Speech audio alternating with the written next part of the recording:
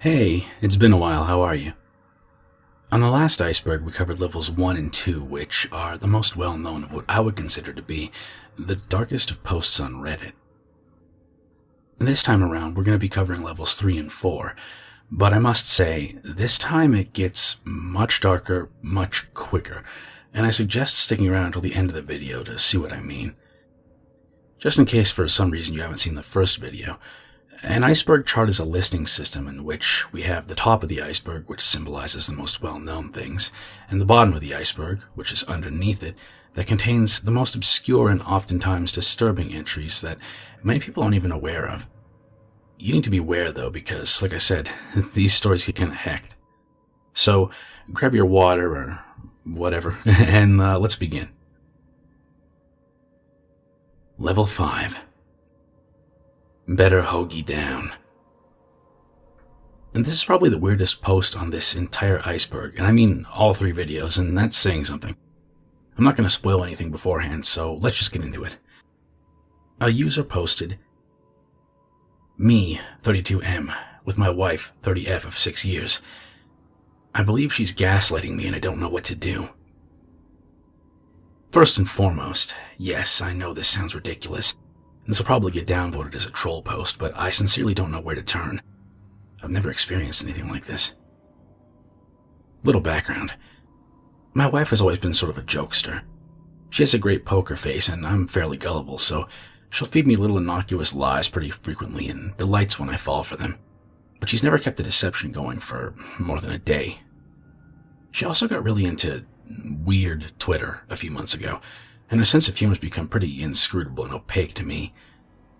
But until very recently, I've just sort of considered it an endearing quirk. So anyway, for Christmas my in-laws got us all a Battlestar Galactica thing on DVD. They were always raving about it and neither of us had watched it. I had to leave for a business trip on the 30th and my wife was sick, so we ended up just marathoning the whole thing before I left. Without giving too much away, the ending is a little heavy on the religious angle. I liked it, but my wife thought that it ruined the entire show. I know general consensus is it's a bit of a letdown, but I frankly felt that it was pretty consistent with what the show had been building up to the whole time. My wife couldn't believe that I didn't feel the same way she did. I wouldn't quite describe her as livid, but she was genuinely mad. I figured this was partially a reaction from her just being fed up from being sick for over a week, but it was so out of character for her. We barely ever fought, and this was over something so trivial. She called me a moron and ended up tossing and turning after we went to bed. And eventually she left the bed entirely to sleep on the couch. When I got up in the morning to head to the airport, she was still fast asleep, and when I gently shook her to say goodbye, she barely roused and didn't even respond when I told her I loved her. Fast forward to Monday. I get back from the trip. Friend picks me up from the airport because wife has a class at the gym that she couldn't miss, according to her, and we'd been texting while I was gone. She'd apologized for being weird about things, and I thought that everything was going to go back to normal, but I found it a bit odd that she couldn't skip a gym session to pick me up. I couldn't sleep on the plane, so I hit the hay when I got home. When I woke up, she was already awake and busy in the kitchen, which is bizarre since she doesn't work and usually doesn't even wake up until 10-ish. I commented on this and hugged her and said, "Morning," and she basically responded with little grunts. And I was about to leave when she handed me a brown bag lunch. She's never done this before, and said to me, "It's cold out there. Better hoagie down." I grabbed the bag and just said, "What?" And she walked to the bathroom and slammed the door. I was going to be late for a meeting, so I couldn't stick around and try to make sense of what exactly was happening. And after I got out, I texted her frantically, trying to figure things out, but she kept replying to me like it had never happened, and that everything was fine, she loved me, and she asked me to stop being so weird. When I got home, it was more of the same. I assumed it must have just been one of her strange jokes, and decided to just leave it. Every morning this week, same exact thing. Wife is awake, won't speak to me, hands me a brown bag lunch and says, "It's cold out there. Better hoagie down." Walks to the bathroom and slams the door. This morning I had enough and yelled at her through the door. pleaded with her to stop, but she didn't say a word. Every night it's been the same thing. It didn't happen. What are you talking about? You're being crazy. None of this is happening. She's been legitimately angry with me, and for the last few nights we haven't even been sleeping together. I heard her talking to her mother, I think, about this over the phone. I seriously have no idea what to do. I brought up couples counseling and she was incredulous. Is this some weird Twitter thing or new meme that I don't know about? Even if it is, she's taken this way too far. I don't know how I'm going to be able to spend a weekend at home with her. Does anyone have any advice? Edit. Thanks for the help, everyone. I've been up all night worrying, and I'm going to finally try to get some sleep. I'm taking the day off of work, and I'm going to try to also have a serious discussion with my wife and her parents and get a hold of a psychiatrist when I wake up.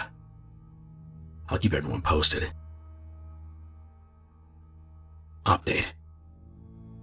Woke up an hour ago with a huge headache. I went to the fridge to get a protein smoothie and saw that it had been cleared of what little food we had in there. My wife wasn't in the house. I got dressed and went to the door with the intent of going to get some food and saw a brown paper bag with "It's cold out there, better hoagie down" written in cursive taped to the door. I opened the bag and there was a can of ginger ale in it. I went outside and her car was still there, but as far as I could tell, she took the wallet, keys, coat, and everything, and we live about 5 minutes outside of a nice town. She likes to take long walks, so I'm assuming that that's where she went. This has officially gone way too far. I'm gonna wait an hour and see if she comes home, or if she and her parents return my calls.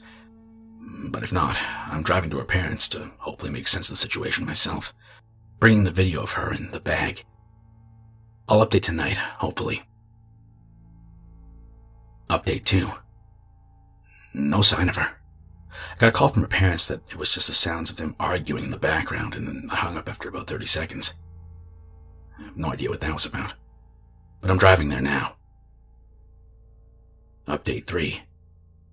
I made a second update that was deleted because people were getting rowdy in the comments. People keep messaging me for the text, so here you go. The general consensus seemed to be split between me lying and this being a strange story. I guess, decide for yourself.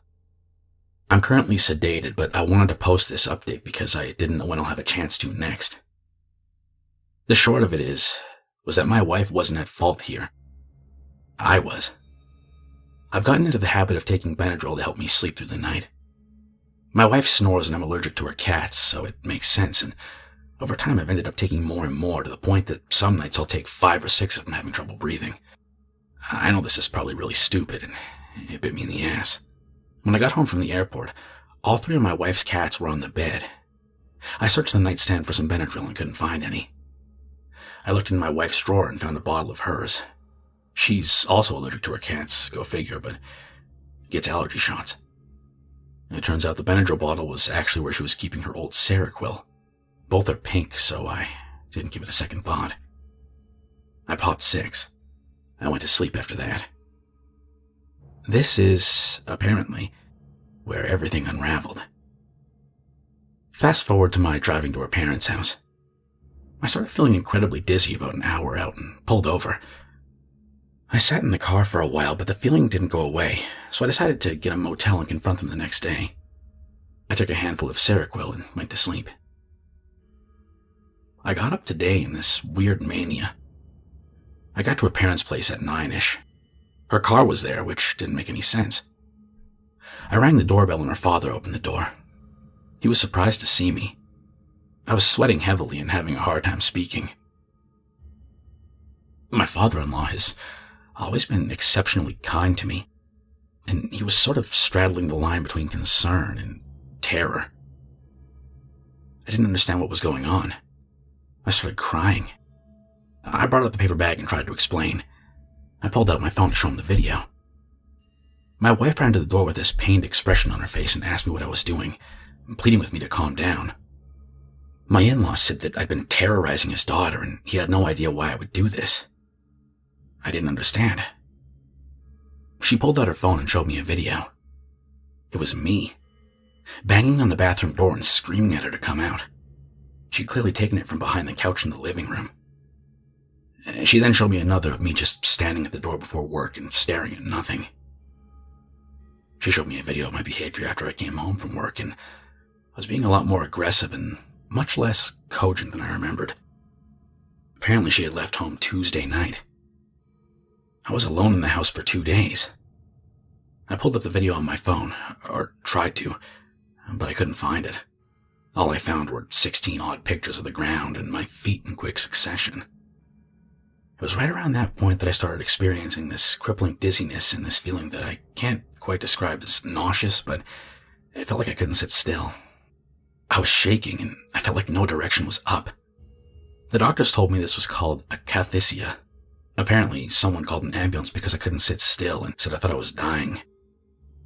At the hospital, I was barely able to talk and I couldn't concentrate and just wanted to sleep. They apparently pumped me full of Ativan and I slept for 5 or 6 hours. When I came to, they started asking me a ton of questions. Once we got to medications I may have taken, I mentioned the Benadryl and my wife realized what had happened and explained about the Seroquel. They're not entirely sure, but at this point their best guess is the Seroquel either put me into some manic state or triggered some underlying schizophrenia or something. I don't know. They don't really know how to explain the delusions and hallucinations right now, but it's the best they've got at the moment. They asked if anyone in my family had a history of mental illness, and I responded that I didn't know. My parents are pretty old, and I don't know much about my grandparents. The dizziness started to roll over me again, and they gave me more Ativan, and I went back to sleep. While I was out, my wife contacted my parents. Apparently, my grandfather had a mean temper and suffered delusions from time to time, rambling about things that didn't make any sense and waking up at weird hours to do God knows what. He never got a diagnosis and died fairly young, but my mother and family think that it might have been schizophrenia. So, maybe something, maybe nothing. Who knows? But right now, I'm sitting in the hospital. The doctor and my wife are throwing around a number of ideas. I'm going to see a psychiatrist who's going to make a determination about what the next step should be, for certain. And my wife is rightfully frightened of being around me in my current state, and while she doesn't appear to be mad at me, she says that she would rather my brother look after me until I can get a proper diagnosis and get prescribed some medications. I have no idea where I came up with the phrase, hoagie down. I was listening to a radio show that mentions hoagies in Philly a lot.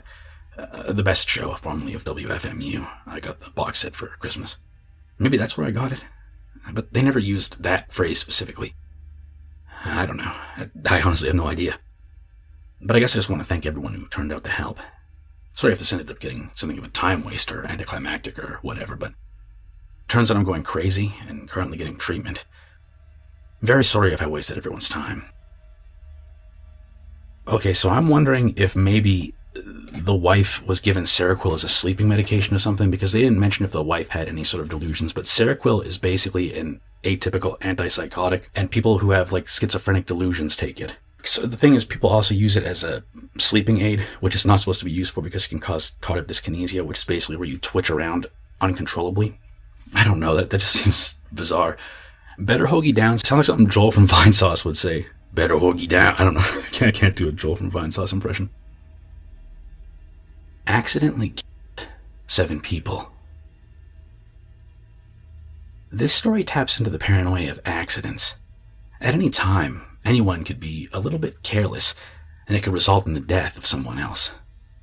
It reminds me of those work safety commercials where people would mess something up and die in horrible ways. I remember one where a woman was in a restaurant and someone slipped or something, and they accidentally dropped a pot of boiling water and her face was just mangled. I believe they were a Canadian exclusive thing. Thank God for that. But they were really graphic. If anyone else has seen these, let me know in the comments, but they were kind of traumatizing. I believe they actually aired on TV too. Anyway, this post was on the Confessions subreddit, and it said, I accidentally killed 7 people. I put a rag into a new water heater exhaust to keep debris out and installed it in a rental. I get a call a week later. There's been an accident. I show up and there's a ton of EMS and police. They ask me where the gas shutoff is, and I go down to shut the gas off and see the end of the rag I forgot, sticking out of the top of the heater. I rip the rag out, shut the gas off, and head upstairs. And I'm told there that all the tenants were dead. I drink all day now, and sleep. It's killing me from the inside every single day, but if I say anything, my family's ruined. We have a bunch of rental properties, and we'd be shut down. OP, sister. From the title alone, you might think this is some hardened criminal or something, some evil person. But the actual story is pretty depressing and not what you might think by the title. The user posted, "First of all, police already know. Whole town knows. It was on the news. Anyways, here goes. 17 years ago, I was 5 years old. My sister was 2.5. We'd bathed together many times, mostly with supervision, but sometimes not. My mother was a low-income single parent with a new baby and 2 jobs. Sometimes she needed to quickly run off and take care of the baby. Yeah, it was irresponsible to leave kids in the bath alone, but 9,999 times out of 10,000 would be just fine. It was only ever for a couple minutes, and hindsight is 20/20. Plus, who really expects their kid to drown their sibling if you turn away for a few minutes? I knew that I had to not let her head go into the water. My mother had carefully explained that to me, and told me that she wasn't to get her head or face in the water because she could drown, and that meant that she'd be gone forever. Well, on this day 17 years ago, we were bathing as normal, only today I was really mad at my sister because she ripped up a book I liked. Our mother was cooking dinner. She'd come home late from work, and we were well behind schedule. I don't actually remember these details, but I've been to therapy with my mother many times, and we've discussed every minute of this night. So, I'm in the bath with my sister. I had that irrational hatred that little kids feel when they're too young to understand consequences. I wasn't thinking rationally, and I wasn't in a forgiving mood. I wasn't looking at my baby sister and seeing this little girl that I loved so much. I wasn't remembering how much we played together and how much I loved her, or how happy I was to be a big sister. At that moment, I just hated her. I remember thinking that I wished my sister would just go away so she couldn't wreck my stuff. And then I remembered that if her head went under the water, she'd be gone forever. I reached out with one hand and just held it on her head and looked at her face. I was so angry with her, and she was so stupid that she didn't even care that she'd wrecked my book, and it pissed me off. I'd be so much happier if she was gone forever. I pulled my hand and her head forward, pushing her face first into the bath. She pulled it back out and coughed and made a little sputtery whimpering sound. I saw that she was shocked and scared by what I did, and that just made me happier. She shouldn't have wrecked my book. So I did it again. I held her head with both hands and pulled her face down into the water between my knees. She flailed about and tried to push up, but she was so little and there wasn't much she could do. In what felt like only seconds, but had to be longer, she completely stopped resisting or moving at all. It felt like I'd only held her down for about 10 seconds maximum, but it had to have been longer. I let her go and she didn't move. I waited for her to sit up. I wanted her to look scared and upset again. It was my revenge for her breaking my stuff. But of course, she never did. I lifted her up and shook her. I thought she was just pretending to hurt me, and that made me even more angry. I didn't know what I had done. Not right away. I didn't really want her gone forever. I just wanted to make her sorry for wrecking my stuff. I tried opening her eyes with my fingers, and I was asking her to stop doing this. I begged her to stop doing this and to just look at me. I wasn't mad anymore. I was scared and worried. I was crying and screaming at her. I don't remember much about this part, but I'd made enough noise that her mother came running in, and I told her what I had done, and how I just totally destroyed her life. 17 years ago today, the ambulance came, but there was nothing they could do. Our mother tried to do CPR, but she didn't know how. It wasn't successful. I didn't get in any trouble over the years, but I was taken out of home for a while, and I'd see a lot of shrinks over the years. My mother got in a lot of trouble, but I'm not entirely sure how much. I told the police everything, and they treated me like I wasn't a filthy, murdering piece of shit. They were kind, and they sat with me, and I was picked up from the police station that same day by a couple who were also really nice to me.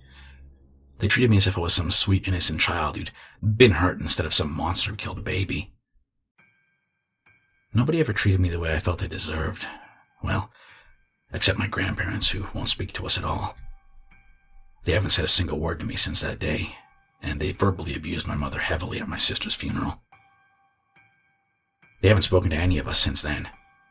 Even my little brother, who was just a baby, too young to even remember that he had another sister. I don't know what they said to her, but I've heard her talk about it in therapy. I moved back in with my mother a few months later and still live with her today. She won't talk to me directly about what happened. She won't tell me what happened to her afterwards, or how people treated her over this, but instead she only focuses on me. She blames herself 100% and me 0%, and she tries so hard to do what's right and look out for me and my mental health, but what I did permanently damaged her. I honestly can't think of a single time since that day that I've seen her happy or even smile at all. She always looks like she's on the edge of a breakdown, and she doesn't really look me in the face for much more than brief glimpses. She can't talk to me for very long periods of time before she starts to get quiet, and eventually I'll start to cry. Myself, like I've said, I've had to see a lot of shrinks over the years. Pretty much non-stop since it happened. I've been in and out of various places, and often for watch, and I've had quite a few not-so-serious attempts, and 4 quite serious, 2 of which I should have died. Medication isn't a reliable method, and I've caused serious internal damage finding this out the hard way. I haven't tried anything for a while, but the thoughts are consistently there. The reason I stopped is because I overheard my mother and her friend on the phone, and heard how much nearly losing another daughter was destroying her. So, being a selfish piece of shit, I was hurting her even more than I already have, and was too concerned with myself to even notice it. I still live with my mother, which has to be awful for her, but she doesn't want me to move to my own house because of my history of attempts, and doctors and therapists agree, so I'm not able to move out. I'm checked on constantly. I'm such a burden to her, and I don't know how I can stop that. I don't do drugs, drink alcohol, but I mostly think that I just didn't really have a chance in my younger years to even do that because I was being watched so closely. I've never really been able to connect with anyone long enough to start a relationship, and I've never really felt deserving of love or happiness, so I've not really had much to do with boys or even friends. My current therapist wants me to discuss this with strangers.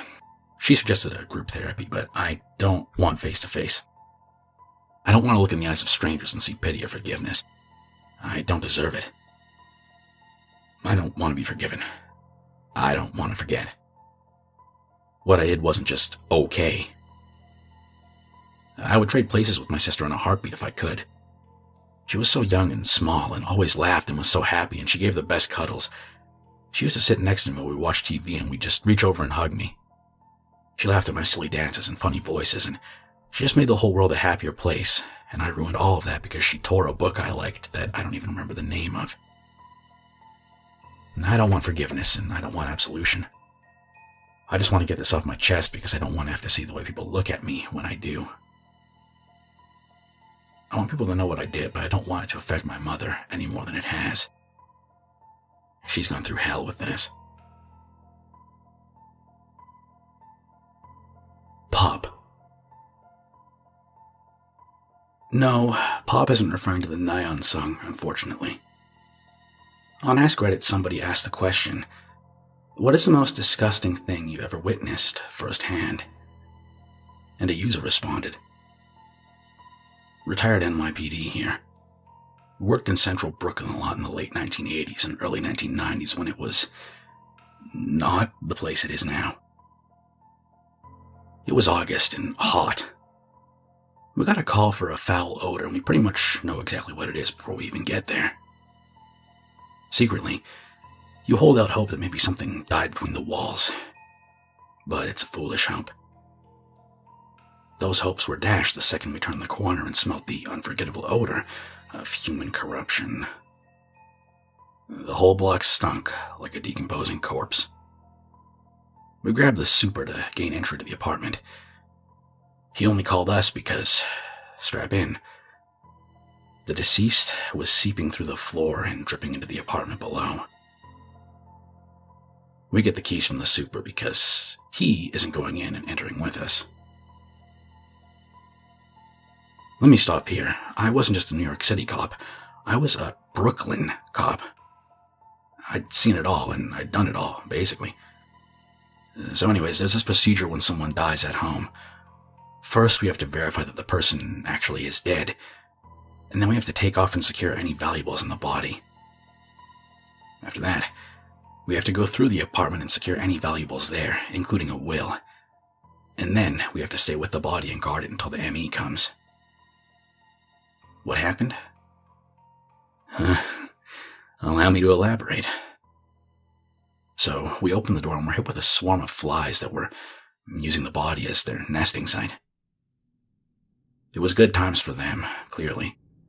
And we're also hit with this odor that made me judge the people that just lived with it.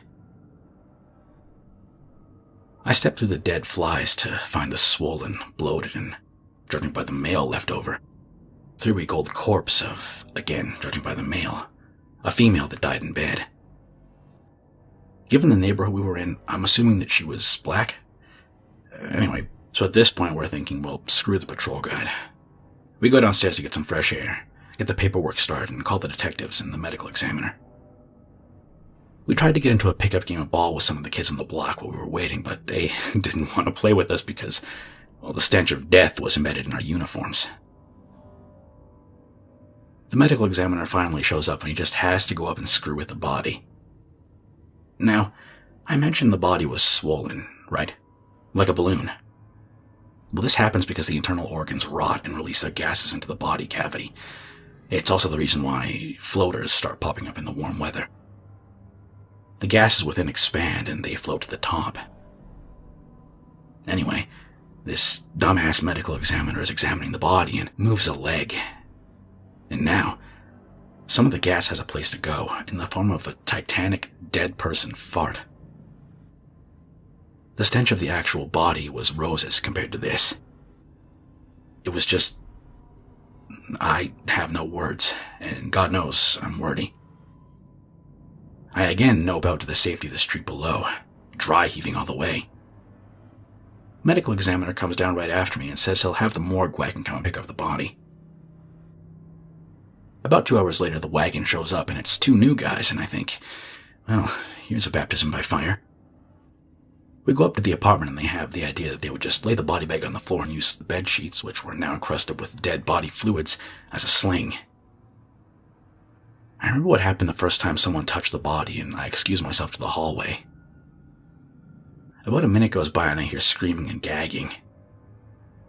Apparently, the guy that had had the head end of the body dropped his end of the sling on the floor and popped the body. Remember how I said it was like a balloon? Well, it popped like one, too. The morgue wagon drivers were drenched in bodily fluids, and the body itself was torn wide open. That was it for me. I unashamedly vomited all over. It was that bad. Anyway, those uniforms we wore that day were trashed, and the stench of death was in my pores for days. It was like there was no amount of scrubbing I could do to get it out of there.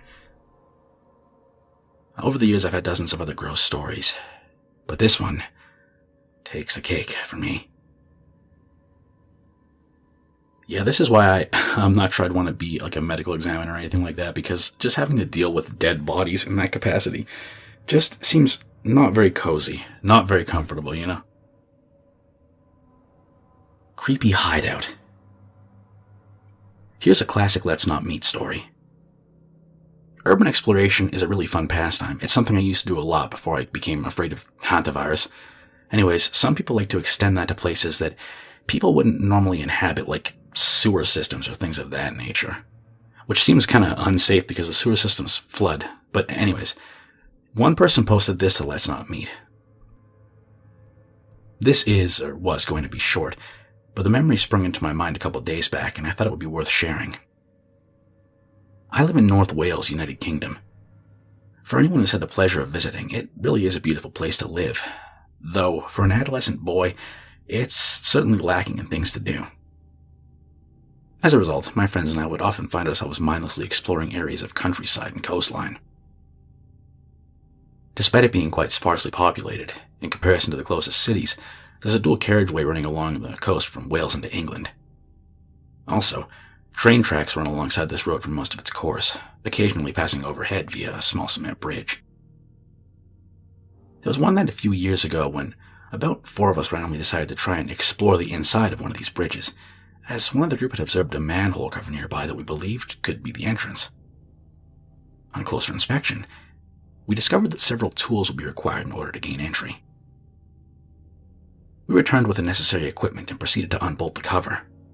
This had to be done stealthily, as the train track was right beside us. Not close enough to be of any danger, but definitely a sufficiently small distance to cause panic for any train driver. And panic usually means police.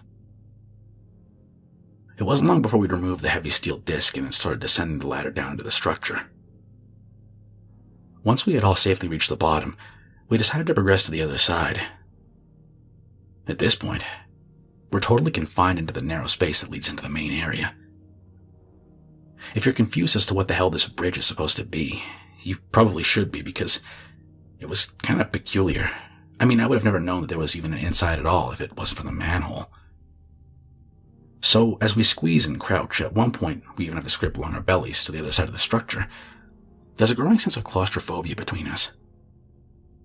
The distance from one end to the other is surprisingly long, and by the halfway point you can look down through a narrow gap and onto the motorway below. This was actually pretty cool and helped keep us calm in a strange way. At this point, apart from the mild discomfort and confinement, we were just a group of guys on an adventure. This was about to change dramatically.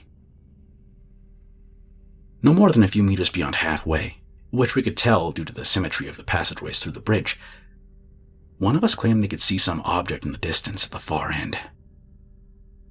Hesitantly, we agreed to investigate. Bad move. I reached the end first, and let me tell you, I've never felt the same sense of dread before or since. In front of me was a single fold-away chair positioned facing a wall. On the wall was a partially torn page from a newspaper or a magazine, showing a fully naked lady in an erotic position. The reason I don't refer to it as adult entertainment is because something about it was different. I can't put my finger on it, but it seemed more sinister than sexy, if that makes any sense. And more disturbingly, the eyes of the woman in the photo had been cut from the page, removed with precision, not just hastily ripped off. The scene that lay before us had rendered us completely speechless, and an overpowering sense of panic could be felt collectively. That was when we saw the condom. The horrendous, gut-wrenching, blood-drenched condom.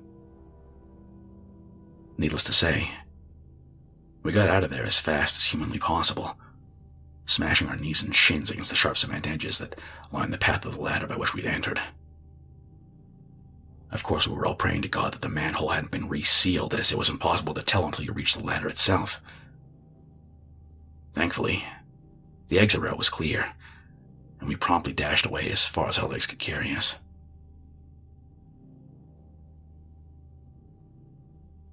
User tired of people faking too. So, I'm assuming almost everyone here has had to use Benadryl before for allergies. What you might not know is that people tend to abuse Benadryl frequently because it can cause hallucinations. If you're thinking of doing this, though, I strongly advise against it. I used to have obsessive-compulsive disorder about allergies, and to this day carry an EpiPen around because I'm worried of having an allergic reaction to something. For a brief period, I would take Benadryl frequently due to perceived allergic reactions. Now, what they don't tell you about Benadryl is that it also can cause dementia and other health issues, along with the hallucinations, which... One thing I didn't mention, the hallucinations are considered to be one of the most terrifying you can have. So this entry is about a Reddit user called Tired of People Faking Too, who, sadly, is no longer with us. The reason being, their Benadryl addiction. Apparently, she was so addicted to Benadryl that she had to take 40 to 50 pills just to feel the hallucinogenic effects.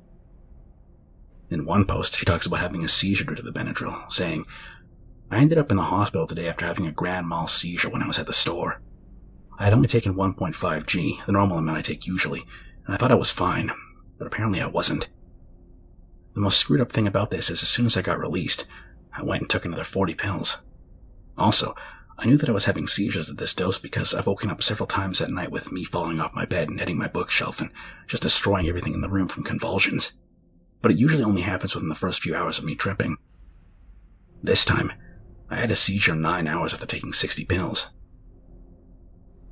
She made several posts that can give you an idea of how she was feeling at the time she posted them, such as, "This is my 28th time of buying 400 DPH tablets." DPH is the actual name of Benadryl, diphenhydramine. "I've gone through a total of 112 bottles of 100 pills. I honestly don't give a shit anymore. If I die, I die. If I live, I live." It never ends. I keep on taking more and more pills, but nothing helps. I'm living in a dream state. I take the pills, then I try not to take any more, but I end up giving in to my cravings over and over again. I don't know if I'm scared of dying or of being alone forever. Short-term memory loss sucks, but that's what happens when you get addicted to DPH and abuse it for too long. I hate this stupid drug. I hate the fact that I ever even wanted to try it as a substitute for LSD. I hate that I got myself addicted. I hate that I don't want to stop. I hate that I don't care if I die or permanently damage my organs, along with a post of a dosage of 600 pills. Another post read, "How am I not dead yet? I've ingested so much. I took 52 last Saturday, 44 last Sunday, 52 Monday, 44 Wednesday, and 52 today. And I'm not talking about how many MGs I took, I'm talking about how many pills I've taken. I've been so far into my addiction that my tolerance is 44, and I can't go more than 2 days without it. I really have no clue how my heart is still beating, my lungs are still breathing, and my brain is still working. I don't know why I posted this, but I guess I posted it to vent to y'all about the struggles of abusing DPH. I'm sure some of you understand." In another post, she said, "I'm still alive, God knows how. For all the newbies and curious people that want to try DPH, I highly recommend y'all quit before you start, or quit now before it gets bad. I wish I could have broken my habit a long time ago, but the past is the past, so I can't change that. If you really want to do it, though, I gotta tell you some things that happened to me while I was taking DPH. DPH has landed me in the ICU, intubated and comatose from dangerous heart arrhythmias, severe respiratory depression, and seizures 3 times in the past year. It's caused me to have permanent short-term memory loss at the age of 20. It's very addictive, which makes it hard to stay clean from it. My tolerance has reached up to 60 pills. DPH has ruined my ability to learn at school efficiently like I used to be able to, and it's made it difficult for me to even perform at my job." In one post describing how she felt, she stated, "Well, I do want to stop, but I don't want to stop taking DPH until I can find an alternative method to cope with my life, because I take it to cope with my pain and stress and worries. I have complex PTSD and several traumatic events from my childhood. My parents died when I was very young. I was assaulted by people I trusted. I've had horrible experiences in the hospital and a lot more. I get panic attacks, disassociate, and have meltdowns when I get flashbacks or night terrors. I'm not very good at coping with it, so I used to harm myself, but now I take pills. I'm just a screwed up person." The last thing she posted was this: a picture of the dosage she intended to take. This was far, far more than the average dose. Someone commented, "Don't tell us that you're planning to take all that at once. I was hospitalized for taking 1.5 Gs, let alone 6.9 G. Please, be safe." She then left the comment, "Yes, I plan on it. I take 1.5 G regularly. I've taken 2.5 G 3 times in the past year. I took 4.5 G in April. 6.9 G may be the dose that finally frees me." People responded in the comments trying to talk her down, but sadly, their worries became a reality, as was confirmed by a user on the subreddit Dead Redditors, which said, "I am saddened to report that Tired of People Faking 2 has passed away at 20 years old after a lengthy battle with diphenhydramine addiction. In the afternoon hours of September 22nd, 2020, Tired of People Faking 2 is believed to have taken her own life via an intentional overdose of DPH. The average person will better recognize DPH under the brand name Benadryl. Benadryl is an over-the-counter drug which is commonly used at therapeutic doses as antihistamine or sleep aid. At recreational doses, it notoriously induces a state of delirium, and users will experience realistic and oftentimes disturbing visual and auditory hallucinations. Most chronic DPH users, including Tired of People Faking 2, report they find the DPH high to be extremely dysphoric and unenjoyable, but still feel an overwhelming compulsion to continue to abuse DPH. The reason for this counterintuitive response is not medically understood. Due to a low cost and ease of access, DPH abuse is a growing problem around the world. Recent social media trends such as TikTok's Benadryl challenge have only exacerbated this issue, particularly among young teens. I cannot stress enough just how bad DPH abuse is for the human brain. Don't be fooled by its unassuming over-the-counter status. In my opinion, chronic DPH addiction is on a comparable level of seriousness to addictions to drugs such as heroin or methamphetamine. Chronic use, especially at higher doses, is linked to a myriad of negative physical and psychological effects, including heart issues, memory issues, partial vision or hearing loss, loss of motor function, depression, brain fog, persisting hallucinations, and more. Recovering addicts will still experience these symptoms, in addition to unbearable psychological withdrawal symptoms, for months or even years after stopping all usage. Due to its relative obscurity, organized research on DPH abuse is extremely limited, but anecdotal reports suggest that some physical and psychological damage may be permanent. As difficult as the recovery process may be, death via DPH overdose is a notoriously horrible way to die. Out of respect for tired of people faking too, I will not go into detail in this post about what these overdoses are like, but needless to say, I hope this individual has finally found peace. A quote by Tired of People Faking Too was posted below this, reading, "I'm honestly quite sad how many people, especially teens, are taking this drug recreationally. I don't want anyone else to have to experience the pure agony, terror, and confusion DPH has caused me." It can't be stated enough. Don't use Benadryl if you don't have to, and even if you have allergies, you probably shouldn't use it. Honestly, it should probably be taken off the market. Better allergy medications come out since it was introduced, and the potential for abuse is too high, in my opinion. If you have problems with drug dependence, please seek help. There's no reason to give up, and you aren't a burden.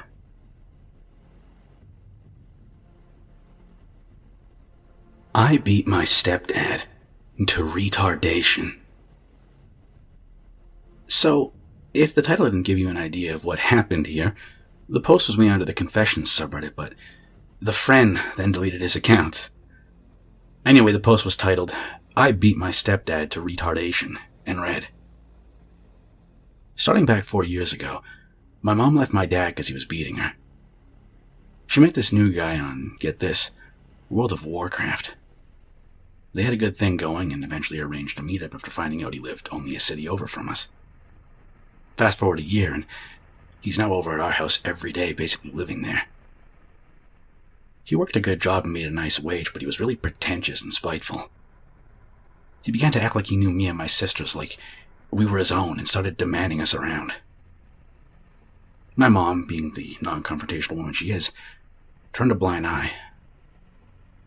Day after day, he would come back from work and order us to clean the house and bring him everything he wanted, snacks, drinks, whatever. It went on like this for some time, and he kept getting worse and more demanding. My mom works a dead-end job and really needed the financial support from him, as well as emotional support too. So she acted like he was just perfect. My sisters and I would go to her privately and complain about how he was bossing us around, and how he wasn't even our stepdad yet, he was just some guy she was dating. She showed sorrow and empathy and assured us that she would talk to him about his behavior. Well, no.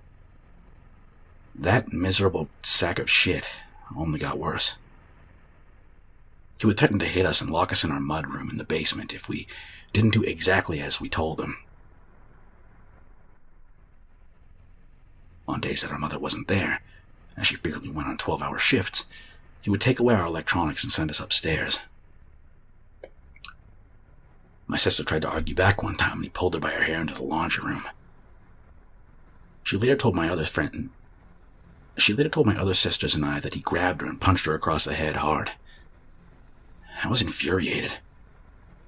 I'm a big guy, but not athletic. I'm around 6'2", but I'm pretty husky, so my stepdad and I are pretty matched when it comes to size. Skill, though? No. He's a pencil pusher, and he couldn't connect a punch to a wall. My sister informed me of this assault, and I lost it. I called my mom and told her that he was beating us and to call the police. I went downstairs and turned the corner to the dining room and saw him on his laptop. I started yelling at him with tears in my eyes to not touch my sister again, and that he wasn't my dad. He looked over in disbelief as I'd never confronted him before. He got up and his face turned beet red. He took a step toward me and said something like, "You're never going to talk to me like that again, you hear me?" And he stepped closer and tried to grab my shirt.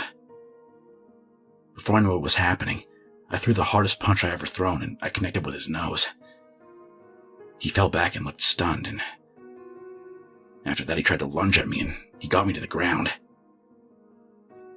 I can't remember how many times he punched me, but he beat my hands and the back of my head up while I was face down, blocking the back of my head. I managed to throw him off me for a bit, and he hit his head off the table. He fell on the ground with his legs still on mine, and he started making this rough snoring sound. After that, I blacked out, and all I remember from that point on is turning around and hitting him in the head multiple times. After 2 minutes of this, my sisters ran up and pulled me off of him, but he was a mess. His forehead was swollen and he had 2 black eyes. He wasn't snoring anymore, so I thought that I killed him. I just sat back as my sisters called my mom and told her what had happened. The police started banging on the door since apparently someone called him, and my sister opened it.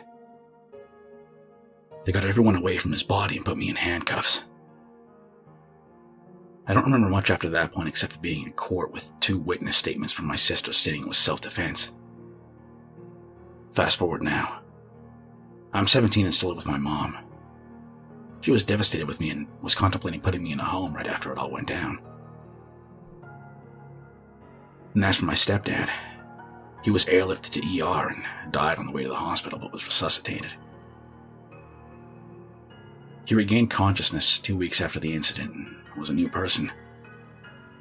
My mom's telling me all this because clearly I can't see him anymore. She said he talks with a lisp now and can't drink correctly.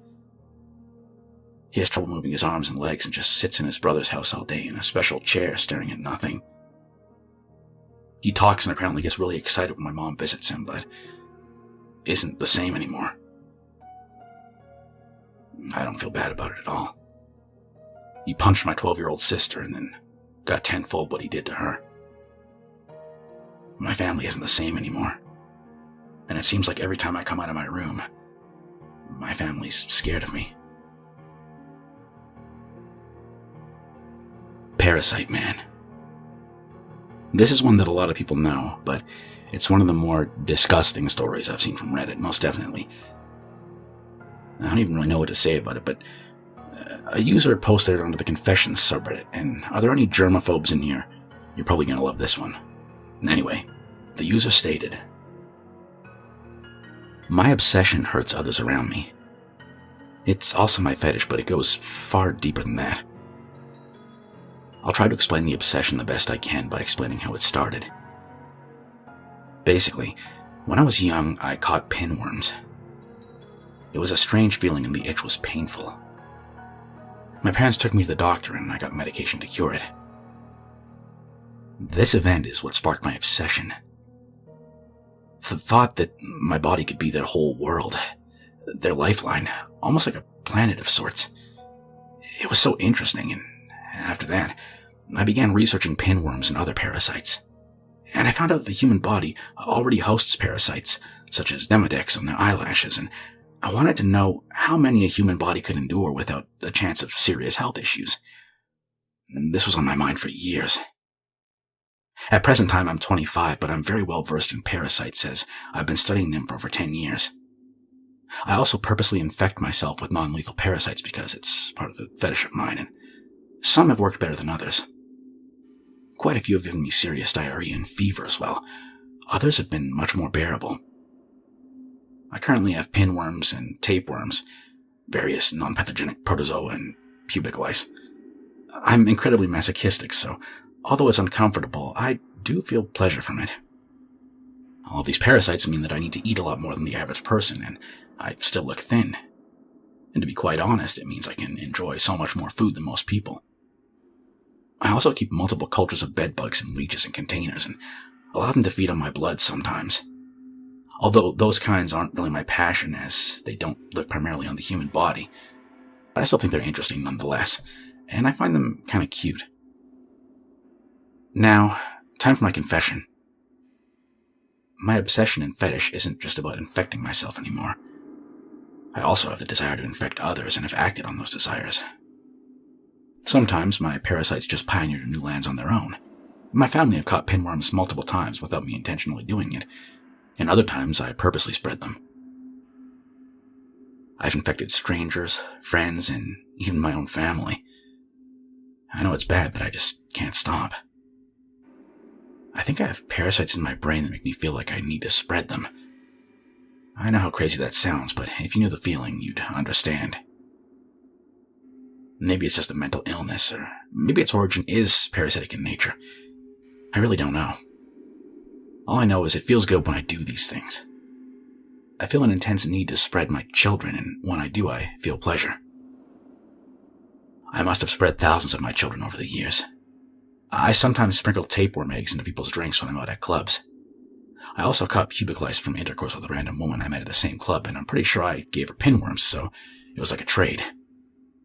The woman wasn't even attractive, I just wanted to give her some pinworms, and instead I basically won the lottery by sleeping with her. I then spread my pubic lice to at least 4 other women, and sometimes I sprinkle worm eggs onto food and buffets whenever I visit them. I understand that you would think it's gross and messed up, and I'm basically betraying my species from my children. It's hard.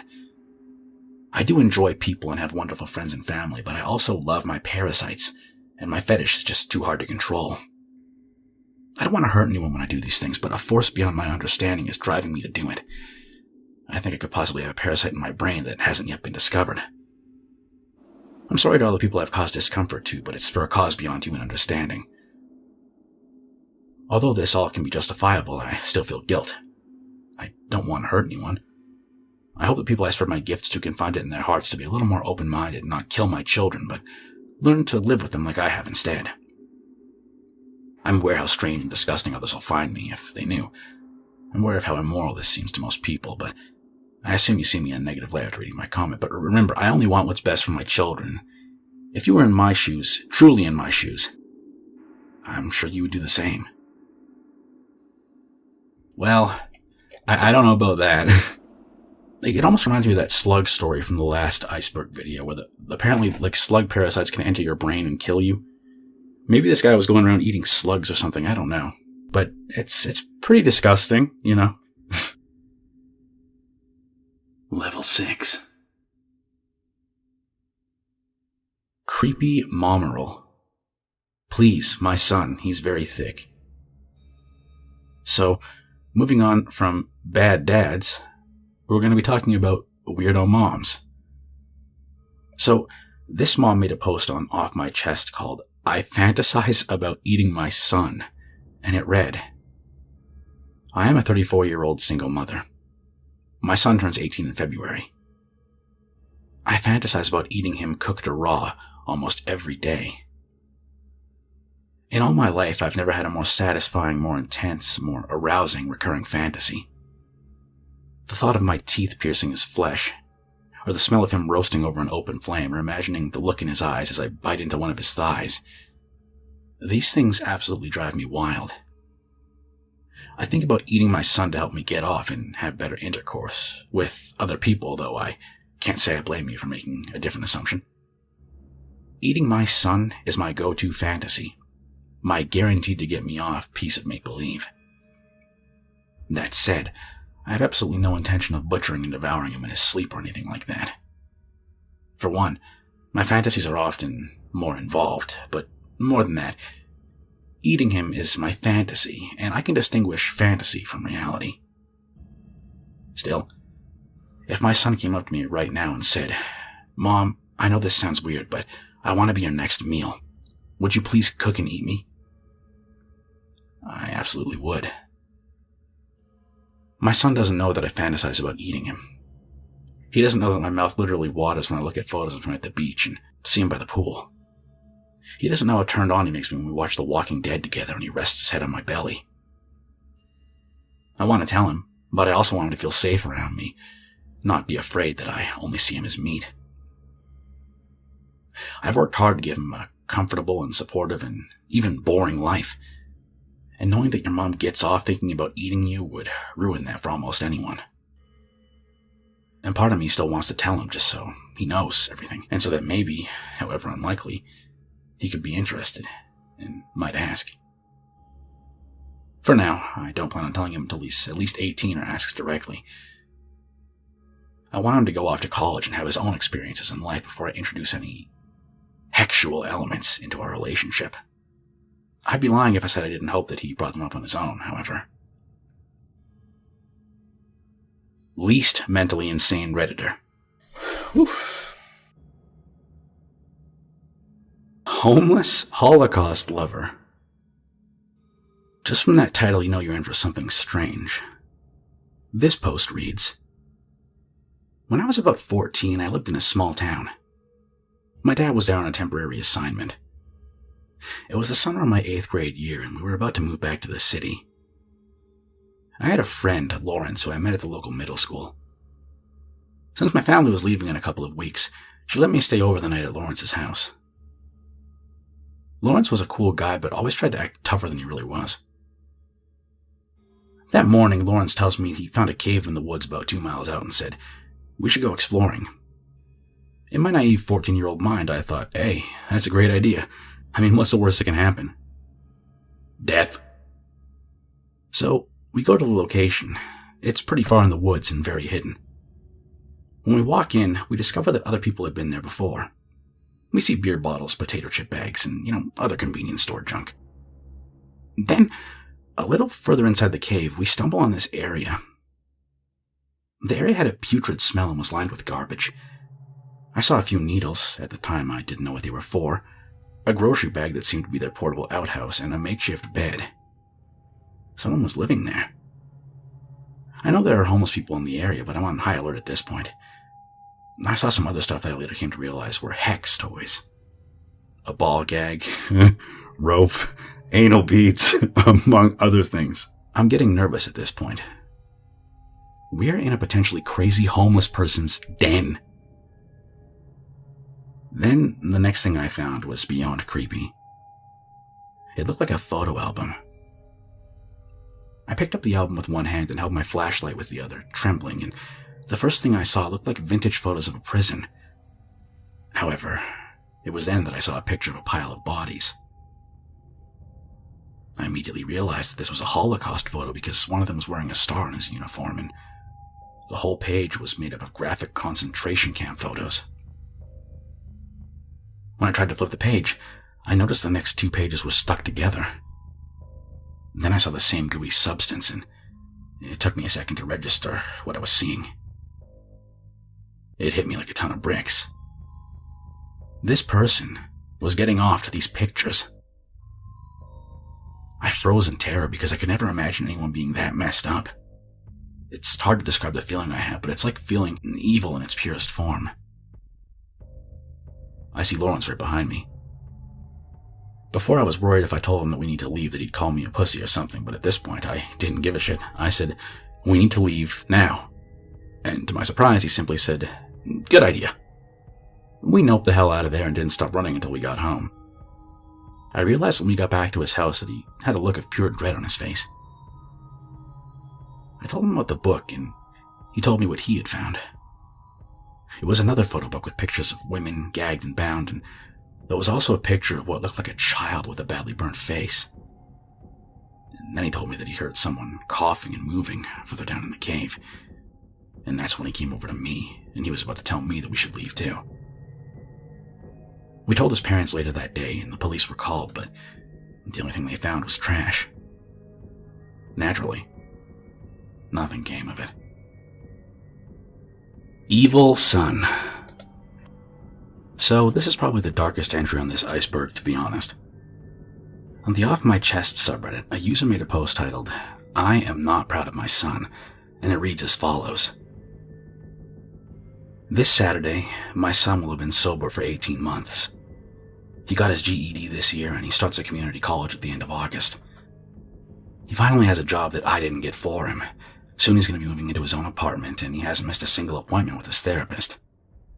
He's done everything you would expect of a precocious 17-year-old who hit a rough patch after being met with a particularly bad influence.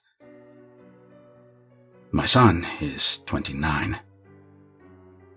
This is the point where I'm supposed to say that, nevertheless, I'm still proud of him for turning his life around, getting off drugs and off the streets, staying out of trouble, and acting like a responsible adult, or at least an adult who understands the meaning of the word responsible. Maybe I'll throw in a reference to the prodigal son and kill a fatted calf for him. That's certainly what's expected of me, and that's certainly what my son expects of me. He demands praise and forgiveness in a party, and me to hug him and tell him that it's all right. Demands me to tell him how proud I am that he's made something of himself. But I'm not, because he hasn't. Not in the slightest. His mother and I gave him every opportunity we could. I don't expect any praise for that, because unlike my son, I don't expect praise for doing what you're supposed to do. She and I worked hard to give him a loving, stable, comfortable, and supportive home. We were involved in his school. We introduced him to music, to the extent that any two people can. His mother was a damn good cellist, though. In sports and culture, we fed him healthy meals. We played with him. Thanks to him, we'd gotten the best shape we'd ever been in since our 20s. And we let him stumble and fall and make mistakes and get back up again. He started shoplifting at 15. The first time we caught him, we bodily dragged him back to the store, made him return the copy of Grand Theft Auto and apologize, and offered to pay for any damages. The second time we caught him, this time it was a pair of shoes, we did the same thing. The third time, we started going to family therapy. Therapy seemed to go well, and after a few sessions, the therapist asked for a few one-on-one meetings with him. After 2 of those, the police came knocking on our door. Because the little shit had concocted a story about how we were a religious cult who abused him for breakfast every Saturday, and the dumb chicken shit therapist actually believed him. Rational heads prevailed, and we fired that therapist, but our son went through 6 more in as many months, until eventually we couldn't find anyone who would take him as a patient. By 16, he was drinking. And then we found pot in his bedroom and in our bedroom. He started leaving needles, bongs, and crack pipes where he knew we'd eventually find them, just to screw with us. I know this because he told me so, in those exact words. He had his first intervention and first trip to rehab that year, and his first relapse. He had to repeat a year of high school when he was 17, which meant he was now the ringleader of a group of other young dipshits, who saw him as this totemic mentor shaman who could hook him up with whatever shit they wanted. I'm also pretty sure he started screwing one of his gang's younger sisters, who was 13 around then, but I had nothing to go on but my own instincts, so all I could do was tell her parents to keep an eye on her. No charges were ever pressed, and the family never spoke to me again after that, but they did pull both of their kids out of that school, and my son was furious at me for not daring to let him continue committing statutory. He decided to try for normal later on. While I was away, he spent an uncharacteristic night at home and on his best behavior. After his mom went to sleep, he followed her to her bedroom and took a knife with him. He crept into the room, straddled her, put the blade to her throat, and slid his other hand inside her. I don't know exactly what happened next. I know he held her down and tried to undress her. I know she fought. I know he stabbed her. I know she got away and locked herself in the bathroom before I could catch her. I hope that means she kicked him good in the balls. I know she broke the window and screamed for help. I know he ran. I know she was lucky to get an ambulance before she bled to death, and I know that he called his friends to brag and beg for a ride. I also know that the police caught him. I know that if I'd been home, or if I'd caught him, I would have killed him with my bare hands. The state tried my son as an adult. He pled out, but only after making his mother testify and smiling the whole time. She divorced me a month after his sentencing. I looked too much like him. She took her own life a year later. I would be a liar if I said I didn't blame him for her death, because I absolutely do. He was sober when he went to her room, sober when he pulled his knife out, sober when he climbed on top of her, sober when he assaulted her, sober when he stabbed her, sober when he ran, sober when he called his friends to brag, and sober when the police found him. When I made the mistake of visiting him after the divorce, he laughed and said she'd had enough of his dick that I could never satisfy her. When I made the mistake of visiting him after she took her own life, he laughed again and asked how it felt to have some prick take your bitch away. I should have killed him right there. It's to my eternal shame that I didn't. They let him out after serving 3 years. He spent the next 6 years in the streets, in and out of rehab, on and off of other people's couches, and would grace me every 6 months or so with a phone call demanding money. Eventually, I refused to talk to him unless it was to drive him back to rehab, and I stopped completely after he stole my wallet. 2 years ago, he came to my house with his aunt, his mother's sister, in tow and crocodile tears in his eyes. He pretended to apologize. I slammed the door. His aunt barges in to try to shame me into forgiving the man who assaulted my wife, caused her death, and laughed about it. He stayed outside.